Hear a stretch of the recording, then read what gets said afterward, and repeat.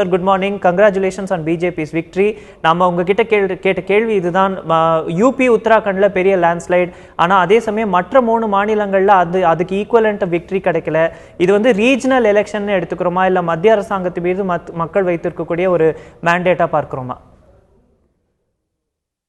உங்களுடைய வாழ்த்துக்கு என்னுடைய நன்றியை தெரிவித்துக் கொள்கிறேன். தற்போது நடைபெற்றிருக்கின்ற 5 மாநிலத்துடைய தேர்தல் முடிவுகள் பிரதமர் நரேந்திர மோடியுடைய ஆளுமைக்கு கிடைத்திருக்கக்கூடிய மிகப்பெரிய வெற்றியாக நான் கருதுகின்றேன். அதிலும் மிக குறிப்பாக உத்தரப்பிரதேச மாநிலத்தில் இதுவரைக்கும் இல்லாத, சரித்திரத்தில் இல்லாத வெற்றி. 325 இடங்கள், ஏறக்குறைய 85% இடங்களை கைப்பற்றிய நிலையில் பாரதிய ஜனதா கட்சி இருக்கிறது என்று சொன்னால், இதற்கு முழு காரணம் பிரதமர் நரேந்திர மோடியுடைய ஏழைகளுக்கான திட்டங்கள், டிமானிட்டைசேஷன், நாட்டினுடைய பொருளாதாரத்தை முன்னேற்றக்கூடிய வகையில் அவர் எடுத்த நடவடிக்கைகள், அதே போல எல்லை தாண்டி பயங்கரவாதத்தை ஒடுக்கக்கூடிய அவருடைய நடவடிக்கைகள், துணிச்சலான நம்முடைய ராணுவத்திற்கு எதிரான நடவடிக்கைகளை அண்டை நாடுகளோடு எடுத்த விஷயங்கள், இவையெல்லாம் சேர்ந்துதான் இந்த மிகப்பெரிய வெற்றியை கொடுத்திருக்கின்றது. இது நிச்சயமாக பிரதமர் நரேந்திர மோடியினுடைய ஆளுமைக்கு கிடைத்த வெற்றியாகத்தான் நான் கருதுகின்றேன். அதே போல என்னுடைய அகில இந்திய தலைவர் மரியாதைக்குரிய அமித்ஷா அவர்களுடைய மிக நுணுக்கமான அணுகுமுறைகள், அரசியல் ரீதியான அணுகுமுறைகள், தந்திரங்கள், இவை அனைத்தும் சேர்ந்துதான் இந்த வெற்றியை கொடுத்திருக்கிறது. இந்த மற்ற மாநிலங்கள், பஞ்சாப் பர்டிகுலரா, அது ஆனாலும் கோவா, மணிப்பூர் போன்ற மாநிலங்கள்ல அதே நீங்க சொன்ன இப்போ காரணங்கள்லாம் பொதுவா நாட்டுல அனைத்து மாநிலங்களையும் பாதிப்பு ஏற்படுத்திருக்க வேண்டிய ஒரு கோவாவையும் மணிப்பூரையும் எடுத்துக்கிட்டோம்னு சொன்னா, கோவால பாரதிய ஜனதா கட்சி ஆட்சி அமைக்க முடியாதுன்னு சொல்ல முடியாது. அது நாம பார்க்கணும். ஏன்னா பாரதிய ஜனதா கட்சி 13 இடங்கள்ல அங்க வந்து வெற்றி பெற்றிருக்குது. காங்கிரஸுக்கும் பாரதிய ஜனதா கட்சிக்கு 4 இடங்கள் மட்டும்தான் வித்தியாசம் இருக்குது.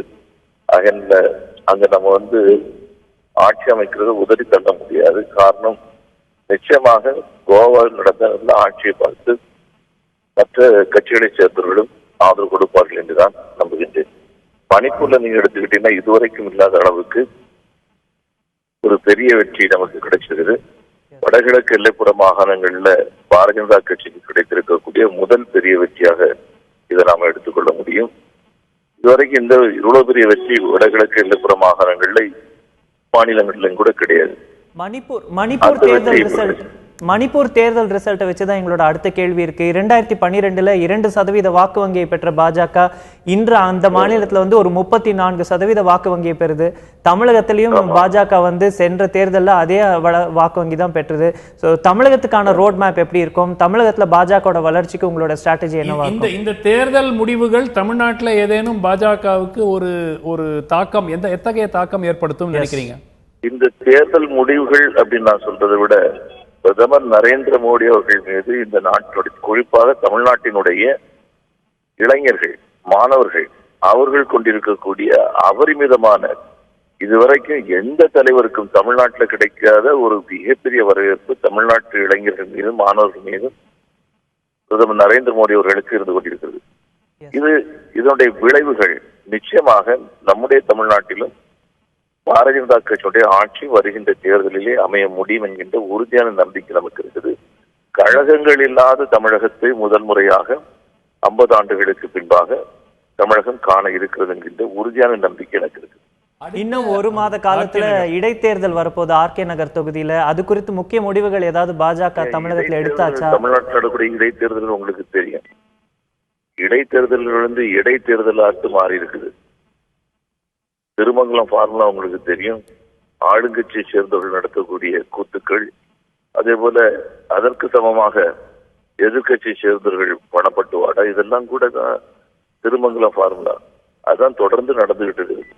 அதனால இடைத்தேர்தலை வைத்துக் கொண்டு எதையுமே நாம முடிவு செய்ய முடியாது. இடைத்தேர்தல் எங்களுக்கு நல்ல வாய்ப்பு இருக்குது அப்படின்னு தான் சொல்ல முடியும். இடைத்தேர்தலில் பாஜக போட்டியிடுதுங்கிறது நம்ம அதிகாரப்பூர்வமா எடுத்துக்கலாமா? நேற்றைக்கு மாநில தலைவர் அறிவிச்சிருக்காங்க, பாரதிய ஜனதா கட்சி போட்டியிடும் அப்படிங்கிறது.